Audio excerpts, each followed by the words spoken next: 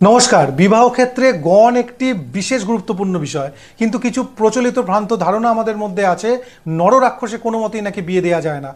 অথচ ডিভোর্স বিষয়গুলোকে আমরা যদি দেখি, সেখানে দেবগণেরও কিন্তু ডিভোর্স হচ্ছে, আবার নররাক্ষসও সংসার করছে। শাস্ত্র এই গণের ক্ষেত্রে কিছু সলিউশন বা কিছু রেকটিফিকেশনের সূত্র দিয়েছে।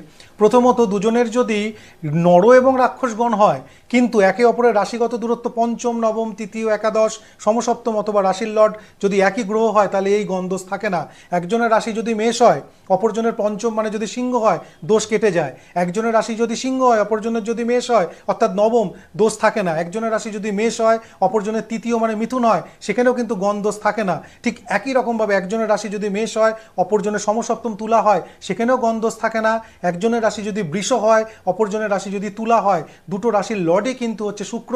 একজনের যদি কন্যা, আরেকজনের মিথুন, দুজন রাশির লর্ডই কিন্তু বুধ। অর্থাৎ একই রাশির লর্ড একই গ্রহ, অর্থাৎ একের থেকে আরেকজনের দূরত্ব যদি 5 নয়, একের রাশি থেকে আরেকজনের রাশির দূরত্ব যদি তৃতীয়, একাদশ অথবা সমসপ্তম হয়, তাহলে এই নররাক্ষস হলেও বিয়ের পরবর্তী জীবন সামঞ্জস্যতা থাকে। এইভাবে বিচার করা উচিত। ভালো থাকুন, সুস্থ থাকুন। ভিডিও ভালো লাগলে লাইক শেয়ার করুন। নমস্কার।